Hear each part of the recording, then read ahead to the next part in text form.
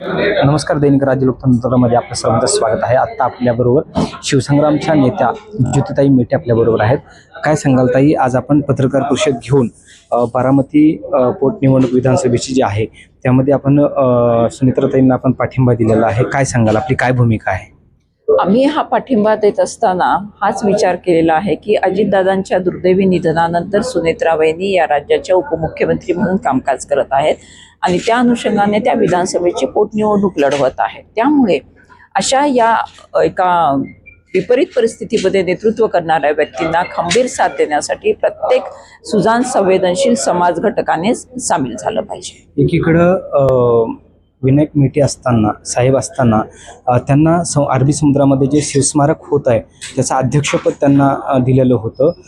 त्याकडं आग्रही भूमिका त्यांची होती की स्मारक त्या ठिकाणी उभं राहावं, लवकरात लवकर त्या ठिकाणी उभं राहावं आणि ते आपल्या डोळ्यांनी पाहावं असं त्यांचं एक स्वप्न होतं. पण त्याकडं आपण कुठे म्हणजे त्याचा पाठपुरावा आपण करताय का? मी सातत्याने हीच भूमिका मांडतोय की मेटे साहेबांची जी दोन स्वप्न होती त्यातलं हे एक मोठं स्वप्न होतं छत्रपती शिवाजी महाराजांचं अरबी समुद्रातलं स्मारक. आणि दरवर्षीच्या अर्थसंकल्पानंतर मी याबाबत आवाज उठवत असते. किमान माझ्या फेसबुक पेजवरनं मी हे करत असते. मुख्यमंत्री महोदयांच्या निदर्शनास ही बाब आणून देत असते. याही वर्षीच्या अर्थसंकल्पानंतर म्हणजे राज्याचा जो अर्थसंकल्प झाला, अर्थसंकल्पावरची चर्चा मी बघत होते. कुठल्याही विधिमंडळ सदस्यांनी हा मुद्दा या अर्थसंकल्पाच्या चर्चेमध्ये आणला नाही की छत्रपती शिवाजी महाराजांच्या अरबी समुद्रातील स्मारकाचं म्हणजे ज्याचं जलपूजन या देशाच्या माननीय पंतप्रधानांनी केलेलं आहे, तर ते आजपर्यंत पूर्णत्वास का जाऊ शकत नाही? म्हणजे आमच्या नॉलेजमध्ये एकच बाब आहे की यावरती पर्यावरणाच्या काही संघटनांनी मान्य सर्वोच्च न्यायालयात दाद मागितल्यामुळे सर्वोच्च न्यायालयाने तोंडी स्थगिती दिलेली आहे. त्यामुळे ती शासनाकडे मागणी केलेली होती की या तोंडी स्थगितीच्या नंतर पुढे काय झालंय, शासनाने पुढाकार घ्यावा. म्हणजे जे शासनाने जे महत्वाकांक्षी, आता जसं कोस्टल रोड आहे म्हणजे मुंबईमध्ये जे महत्वाकांक्षी प्रकल्प होत आहेत ते आवश्यक त्या पर्यावरणाच्या परवानग्या घेऊन होत आहेत.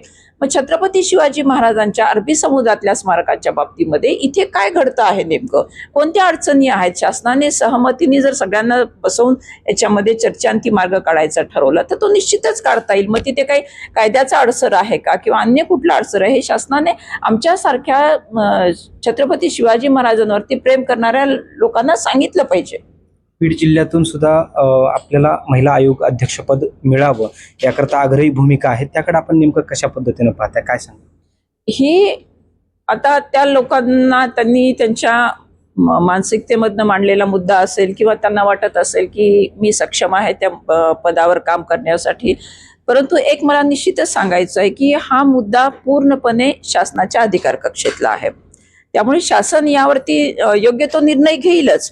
आणि असं करत असताना जर या लोकांच्या इच्छेप्रमाणे मला काम करायला मिळालं तर मला निश्चितच आवडेल आणि त्या कामाला मी न्याय देऊ शकेल एवढा आत्मविश्वासही मला आहे. या होत्या शिवसंग्राम पक्षाच्या नेत्या ज्योतिताई मेटे यांनी बारामती विधानसभा पोटनिवडणुकीला या ठिकाणी त्यांनी पाठिंबा जाहीर केलेला आहे. दैनिक राज्य लोकतंत्रासाठी सिद्धांत चौधरी, पुणे.